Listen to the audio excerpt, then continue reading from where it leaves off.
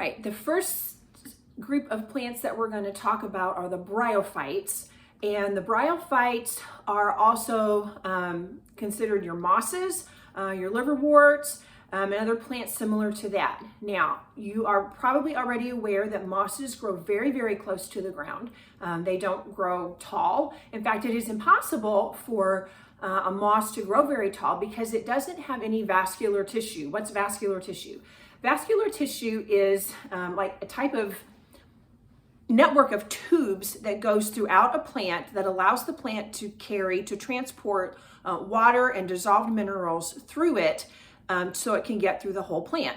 Well, mosses don't have that network of tubes within them, and so the only way that they can get water is to directly absorb it through osmosis. We've talked about osmosis back in some of our earlier chapters, and so you understand how that works. They have to directly absorb the water, so a moss is something that has to be in a very, very wet environment for it to be able to have the water, to be able to take in the water that it needs. It doesn't have roots, so it can't draw it up from the ground. It has to be in a wet environment so that it's actually going to directly absorb the water from the surroundings.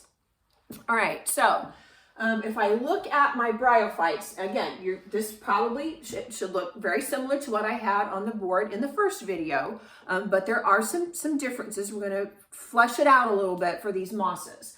So the spores that are produced in a moss actually are going to grow into a female gametophyte and a male gametophyte.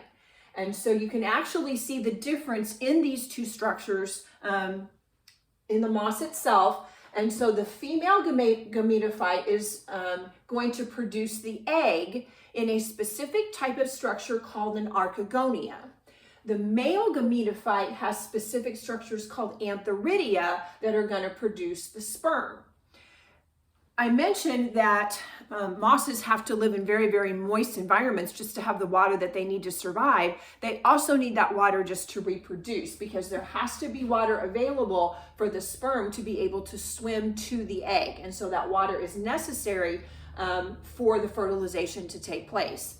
Then again, the fertilization happens and I have a zygote, which then develops into a sporophyte. Now what happens, interestingly, is that as the sperm from the antheridia leaves the antheridia, swims to the egg inside of the archegonia, and then once it is fertilized and makes the zygote, this grows directly on top of the female gametophyte, okay? So in bryophytes, the gametophyte generation is actually the dominant generation.